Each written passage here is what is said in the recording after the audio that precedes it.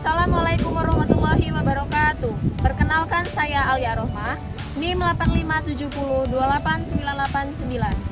Pada hari ini, saya akan melakukan tugas praktikum ekosistem darat. Tujuan dari praktikum ini membandingkan komponen-komponen yang terdapat pada ekosistem darat alami dan buatan.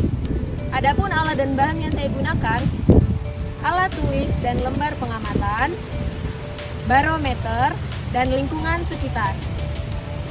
Ekosistem adalah suatu sistem yang terbentuk karena adanya hubungan timbal balik antara makhluk hidup dengan lingkungan hidup, dan di antara keduanya tidak bisa terpisahkan.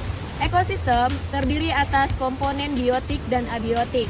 Komponen biotik terdiri dari produsen atau tumbuhan, konsumen atau hewan, serta dekomposer atau pengurai. Sedangkan komponen abiotik terdiri atas bahan anorganik, bahan organik, dan iklim. Ada dua jenis ekosistem, yaitu ekosistem alami dan buatan. Contoh ekosistem alami adalah hutan, padang rumput, gurun, dan gunung. Sedangkan ekosistem buatan adalah sawah, taman, dan kebun.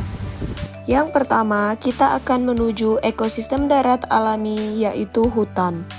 Komponen abiotik beserta kondisinya yang ada di hutan antara lain, kondisi cahayanya cukup, suhunya mencapai 29 derajat Celcius, jenis tanahnya gambut dan subur, anginnya semilir, serta keadaan airnya sangat cukup. Kemudian kita akan mengamati komponen biotiknya yang terdiri dari tanaman dan hewan.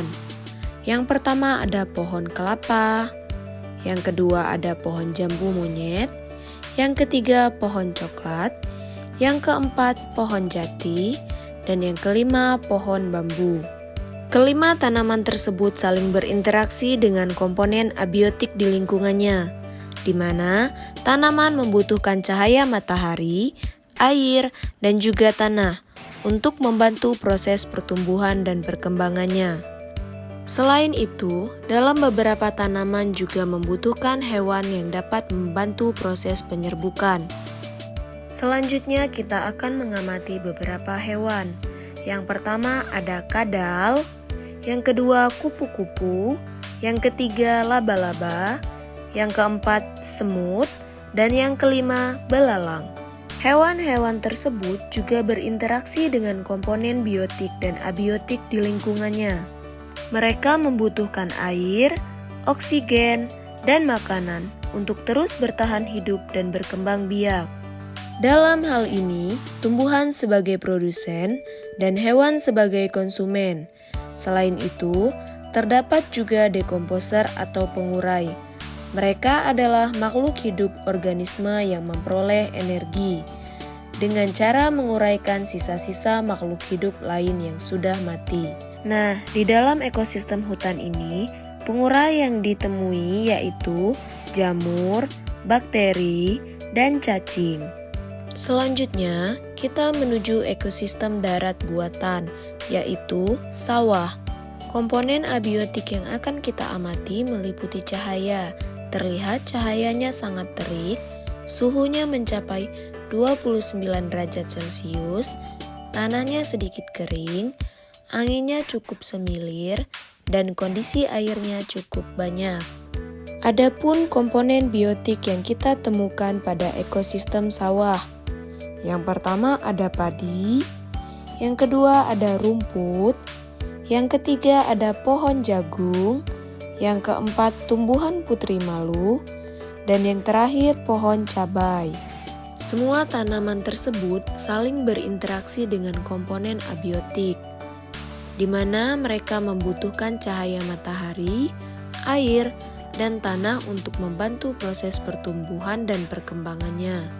Selain tumbuhan, komponen biotik lainnya adalah jenis-jenis hewan. Yang pertama ada siput, yang kedua ada semut, yang ketiga ada kupu-kupu, yang keempat ada belalang, dan yang terakhir ada nyamuk. Hewan-hewan tersebut juga saling berinteraksi dengan komponen biotik dan abiotik lainnya. Mereka membutuhkan air, oksigen, dan makanan untuk terus bertahan hidup. Adapun dekomposer atau pengurai di ekosistem sawah adalah jamur dan cacing. Dari hasil pengamatan pada lingkungan sekitar hutan dan sawah, menunjukkan bahwa di alam ini terdapat hubungan timbal balik antar unsur komponen biotik dan abiotik yang membentuk sistem ekologi atau yang disebut ekosistem. Interaksi tersebut yang menguntungkan bagi makhluk hidup termasuk manusia. Terima kasih telah menyaksikan video praktikum saya pada hari ini. Sampai jumpa. Saya akhiri. Wassalamualaikum warahmatullahi wabarakatuh.